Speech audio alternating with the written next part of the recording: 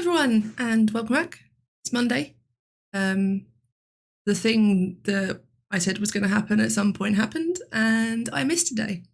I did not do any studying yesterday. I did not come here and stream. I did not open my notebook. I did not look at any notes because I woke up yesterday and I was just made of anxiety. It wasn't triggered by anything as far as I can tell. I mean, it won't have been triggered by like a collection of things, but not by like one individual thing.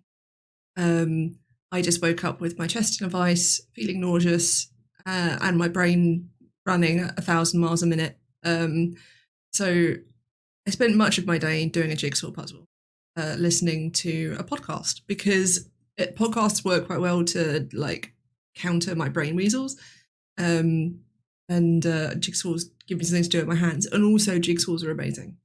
So I managed to do work, but I didn't manage to do any studying. So I think I've talked before about how obviously I always knew that was going to happen, and the most important thing for me is how I recover from it. So it's about 12:30 now, and I was not scheduled to begin studying until 2 p.m, but I'm actually here and I've already done some. Partly because I got up and I wanted to. I slept in a really long time today to try and like get my body some rest, because I didn't sleep terribly well either, as often happens when very anxious. And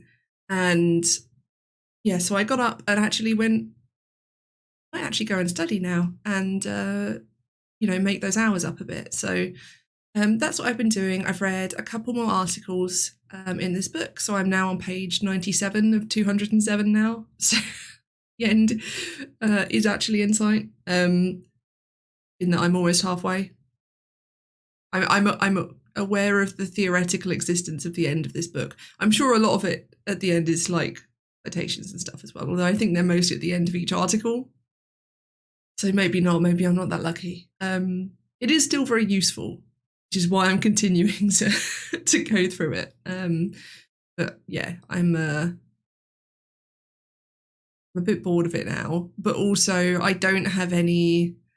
So where I went through and I sorted all of my post-it notes, which I don't think I can hold up. I think I may have held that up to show yesterday, obviously, but the day before. I'm not sure if I can, because the post-it notes haven't stuck very well. My board. So but there's pictures of it on my Twitter and Instagram, so you can see what I've done. Basically, I haven't then sorted it into category yet, so that's another thing I could do today if I want a break from reading, is start sorting all those quotes I pulled out into the sections that they want to go in, so I can maybe start to see if I've got little bits of academic writing that I could do. So I've got some snippets here and there, because I think that's what what I think I'm likely to use the academic writing for in the piece as a whole is like where I've been demonstrating something through narrative nonfiction or prose or poetry, that I can then have a section that sort of analyzes the thing that you've just seen. So for example, I know I've got a section on the like diegetic layers. I've got a prose poem on the diegetic layers of role-playing circumstances. I'm going to have to explain that term now, I think, because I don't think I've explained it before. But 1 second. Because I continue to be made of croaking when I've woken up first thing. So basically, diegesis is everything that exists in the fictional world. And diegetic objects are things that exist in the fictional world, but those in LARP can also be non-diegetic. So, for example, if I am holding a sword, it's diegetic in the game world sense, in that your character sees me holding a sword, but it's non-diegetic in the game point of view, because it's not actually a sword. It's actually a piece of carbon fibre that someone put foam over and then covered in latex. And it's how you play with those different layers. And I've got a poem that's about a memory of something that happened in a game that also gave me a really like close emotional moment with that person, the player, and how that memory operates on several levels, and sort of playing with that. And it's a particularly if you try and explain the in-character context, it's particularly ridiculous. And I mean not in the silly sense, but in the unbelievable sense, because it's my character hugging her best friend after her best friend had just gone to hell and then been pulled out by an angel. So it's it's particularly niche. But yeah, so I've got a thing that plays with that, and that's sort of what I'm thinking I might do.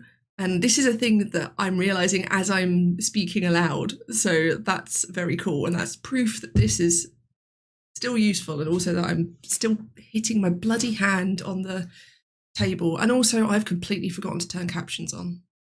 I'm very sorry about that. I'll have to just keep going now. I knew I was going to forget something. It's because I've changed to a new, better system that's actually fully closed captions. Then I've just not turned it on. That's right, I'll do it tomorrow. Apologies to those of you who found them useful. So yeah, so I think my plan is to, I do want to do a bit more reading, because if I don't keep reading this book, I'm never going to finish it. So yeah, I'll do a few more articles, maybe then look at putting these onto the right boards and these quotes. Maybe do, I've been starting to upload these VODs to YouTube, which I'm doing in this time as well. They're quite, because I record everything in the high def that I stream in, so like all of the files are like 1.5 gig, even though it's only half an hour, so it takes a while to upload them. So I'll keep going through that back catalogue. Yeah, I think other than that, maybe if when I move those things on there, I get ideas for writing, I might try and do some writing, but I don't want to, I think especially after having had a day where I felt so terrible, I think I do feel a bit anxious today, but it's definitely not the same as yesterday. Like I've got some tension in my chest, but it's not. Yesterday it was very much like my chest was in a vice and being squeezed. It was a very physical and mental manifestation of anxiety, which was part of what made it so hard to cope with, was that it was all encompassing. Yeah, so I think that's my plan. There's always note copying. One day I will have copied all my notes in. And maybe again, that's another thing where I can just start doing just one each day, and then eventually they will all be gone in the same way that this book will eventually be fully read. I think that may be the best plan. But yeah, I think the really important thing for me is that effectively I've already won today. And that's kind of nice. It's kind of, because obviously there's so much pressure. So I read a lot of books about what you would call self-improvement books, but I read the ones that are from the point of view of like they're often linked to trauma recovery or mental illness recovery. I hate the word recovery. I don't know why I'm using it. They're often linked to the experience of, trying to do something whilst living with mental illness or some kind of disability or trauma or whatever it may be. And I was reading the book Atomic Habits, which incidentally isn't one of those things, but it's about building habits in a way that's much, much more realistic. And one of the things that, and I can't remember the guy's name, I think it's James something, but it's a really famous book, and I do really recommend it because it's really interesting in how it breaks down the idea of creating systems that allow you to build habits, and making your habits realistic sizes, so you're not just like, right, I'm going to go to the gym 6 times a week, because that's, if you've never been to the gym, that's not a realistic jump. So there's something he says, which is that basically you want to start by building things way smaller than you intend to. So his example, which does feel a bit silly, of if you want to go to the gym, is just to walk to the gym and back. Not to go in it, but just to, go walk to the gym and then walk home, or, get there and then go home, however it is you may be going there. Because what you've then done is you've built the habit of going there. It's much easier to build the habit of doing something.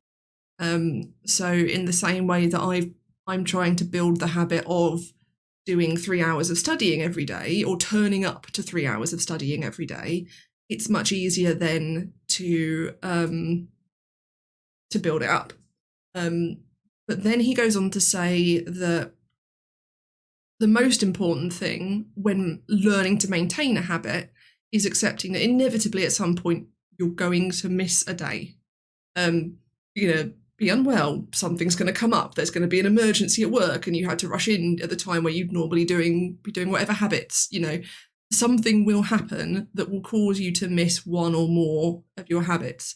And he said the most important thing is that you go back and do it the next time you can. Obviously, that might not be the next day if it is illness related. If you get the flu, then you could be out 5 days and then only able to come back then. But the idea is that as soon as you can, you go back and do that habit again so that it doesn't slip. And I know that where I've tried to build habits in the past, often I will miss a day and then my brain weasels will go, well, you've already fucked that up, haven't you? What's the point? There's no reason for you to carry on trying. You've already ruined everything. My brain weasels operate in a very binary way, which is either complete success, which I never attain because that's impossible, or complete failure, which I always attain because I'm human and something always goes wrong. And that is bullshit, just to be clear.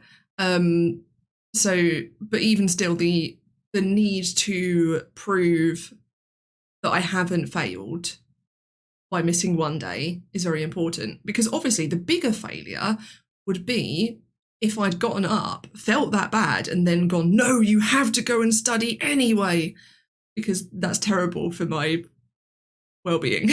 And there are days where I can feel like, for today, I do feel slightly anxious and I am slightly in pain, but I'm still here because I'm never going to have a symptom-free day. That doesn't occur. But there's a difference between I'm experiencing some ongoing stuff and I am forcing myself to come here. I'm not forcing myself to come here today, as mentioned. Kind of wanted to. I'm here earlier than I needed to be. I'm not making up for the time yesterday because I feel I have to. I'm making up for it because I want to. And I'm sure there is an element of feeling I have to. And I'm sure that, my brain weasels are there going, yes, of course, you should, bind yourself to this thing that you said you did. I'm just ignoring them. Unfortunately, at the moment, I'm managing to ignore them.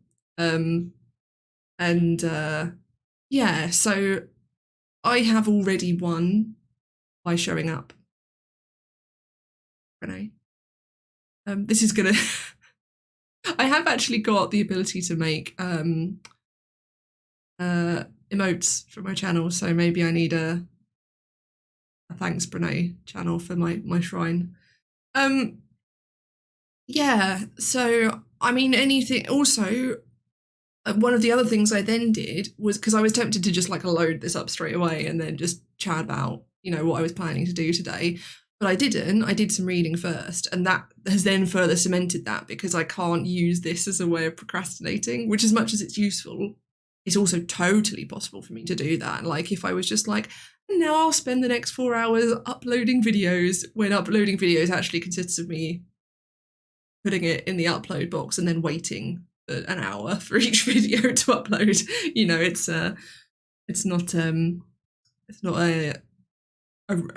It is productive, but it is not an efficient use of time to focus on that one task, which is why when this is done, I'll set one uploading and then carry on working.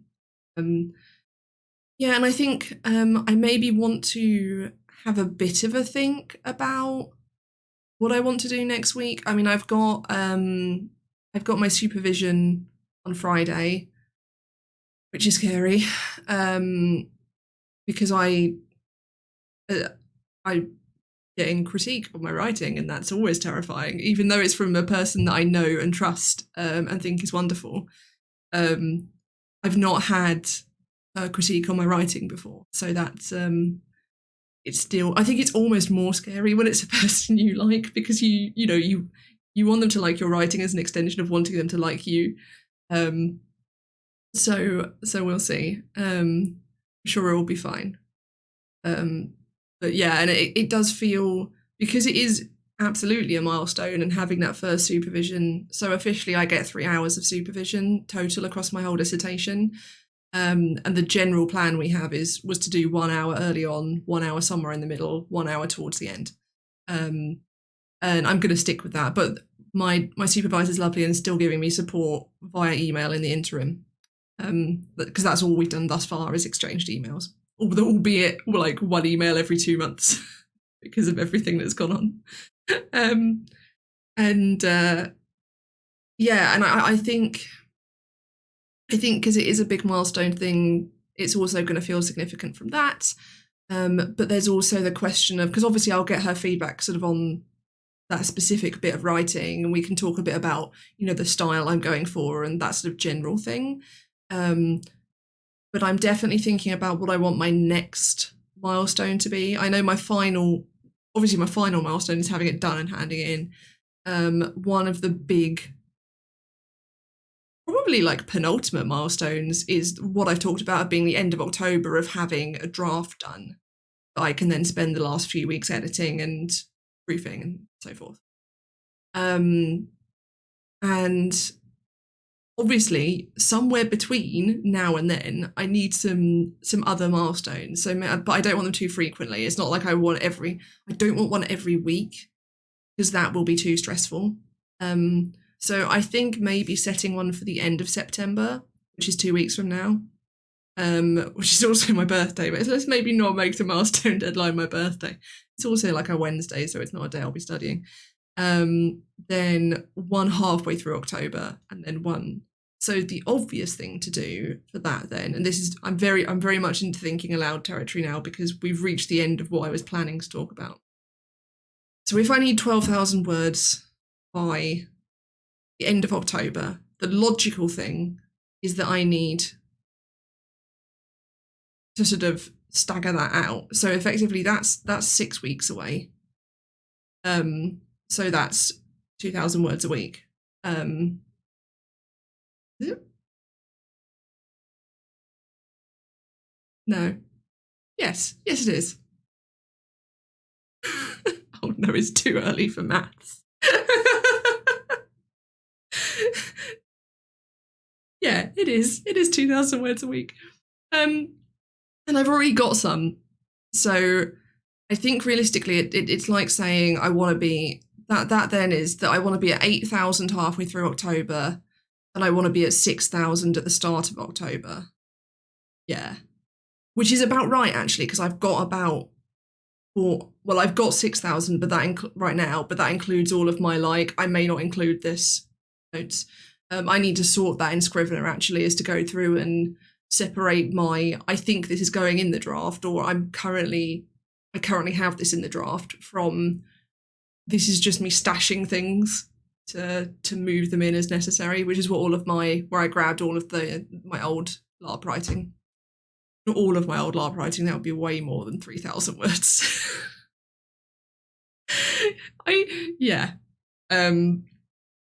It's a lot, and it's because it's been such an important part of my life, which is partly why I'm writing this dissertation. But it does mean that the more time goes on, the more I'm leaning towards, I just can't use any of this, because whilst the 10,000 word story I wrote as the history of my character before the game time started is beautiful, and I think one of the best things I've ever written, is 10,000 words. And I think part of what makes it really good is, as you go through it, realizing what's happening. The short version is that the character inherits a power, just call it a power. And when the world collapses, which is part of the background of the game itself, the world collapses and she ends up in part of a Fae library with a Fae who currently has that power. And he is dying because he's cut off from the dreaming. He doesn't realise that he's dying. And basically he dies and the power transfers to her over a period of a year. And so it's the story of her leaving where she lived, which was the court of King Arthur. Let's just make this even weirder. And running through the world breaking, ending up in this library, the two of them falling in love with each other because I am addicted to romance novels, and then realising that he's dying and her going slowly mad, effectively, because the power is coming to her and she leaves. And that's where it meets up with game canon. I mean, it's sort of all canon in the sense that everything that you imagine in relation to the game is part of the game's canon, or diegesis, if you want to use the fancy word. Yeah, so I don't think it would do that piece justice to include, and that's where I took fragments from it, but I had so much trouble because I was like, but they need to see that she's happy in Cthulhu as a baker beforehand. And they're like, but that's 4,000 words in itself. So yeah, it's definitely hard to break things down, and it may well be easier just to, and I think, in fact, I'm going to open, you're not going to be able to see this because, as mentioned, the idea of showing anyone my Scrivener makes me want to vomit. But I've got one of the pieces actually I sent to my supervisor includes my character talking in first person from their point of view, which is effectively a rewriting of other stuff that I've done. And then I've got, that's the other one I sent.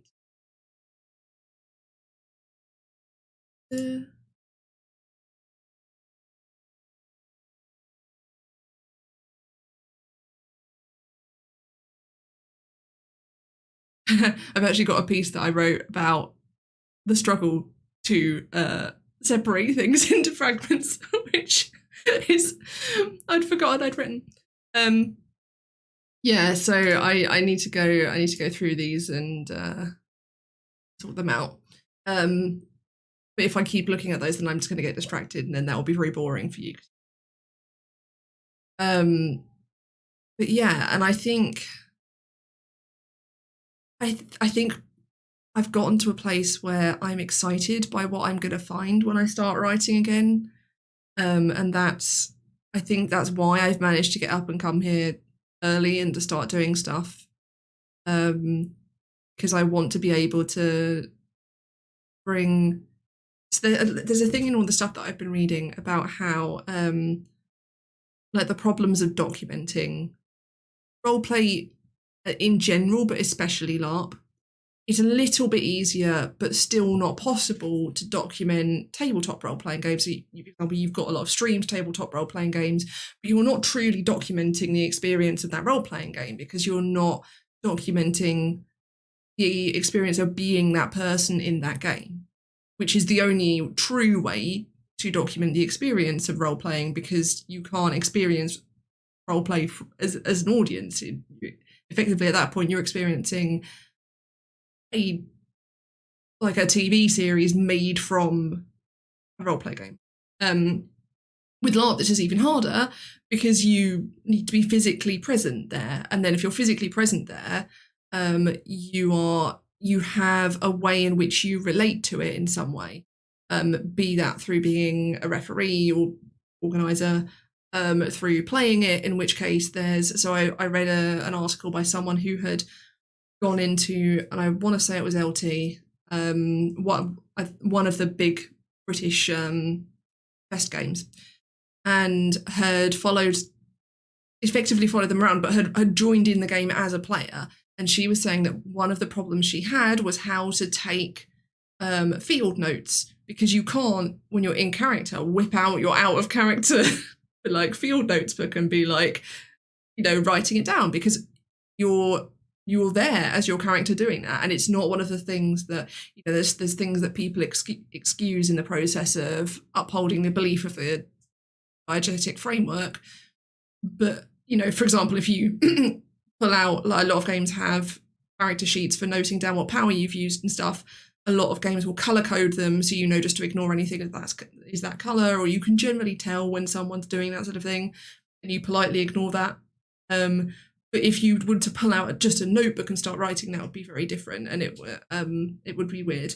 and she was saying that, you know, her field notes are often done retrospectively at the end of the day, which means that they're influenced by like the sum total of her emotional journey and experience throughout that day, which I thought was really interesting. And it's very interesting that what I'm trying to do is so much the same thing as what I do in like my primary field, my long-term field of illness narratives, because the whole thing with illness narratives is trying to put across that embodied experience in a way that isn't just me recounting to you the facts of my experience of illness, but the embodied experience of being me, going through all of that, which is why it ends up, I don't think you can write an illness narrative that isn't a holistic look at the person's entire life if you want to do that, because in order to understand, you know, the strain of my chronic pain, for example, you've got to understand it in the context of me trying to sit at a desk so I can work. You know, it's that sort of thing. And that's really, it's really connected to what I'm doing with this dissertation, which is trying to break down narrative framework and to play with this hybrid style in order to get across the really embodied experience of role-playing and the transformative nature of it and the healing nature of it for me and for other people that I know. And I think that's the thing that I'm finding the most fun. And I think that's why it might seem really unrelated to be writing a dissertation about role-playing when I'm then going to go write a PhD thesis about illness narratives and mental health narratives. But actually it's really connected in, you know, it's different topics, but they're having the same problem and trying to achieve the same end. And I think that's one of the best ways to learn. Like I can learn about engaging with illness narratives from trying to engage with this and trying to get across these various frameworks in which the game operates. And I really like this. I just had a moment there where I was like, oh, I'm really happy talking about this. And I'm also noticing that my leg hurts and that I have a headache and that my ear hurts and that my throat is going bloody croaky again. But I can't notice any of those things in isolation, which is exactly the thing that I mean. In the same way that anyone very rarely focuses on a single thing. You're always aware of it's too warm, there's a draft, you know, there is always something there. But yeah, so I think that's a really good place to leave it, because I've just basically had a joy rant and I can't I can't think of a better place to stop. I'm going to go and read about the institutional development of LARP in Oslo. And we'll see how things go. And even if all I manage is the fact that I've just had all those thoughts, which actually I should probably write down actually before I start reading, because they're really important. So I will write those thoughts down. I've also got them here, like as an archive. And I will see all of you on Thursday, which will be the next day that we do things. I've no idea what I'm going to do then, because it kind of depends how today goes. We will see. I kind of like the idea, as much as I don't want to force writing, of setting aside a day where I just go to write. And if it happens, it happens. And if it doesn't, it doesn't, because otherwise it's too easy to keep reading and keep putting notes up and stuff like that. So we'll see. Either way, thank you for joining me, and I will see you all again very soon.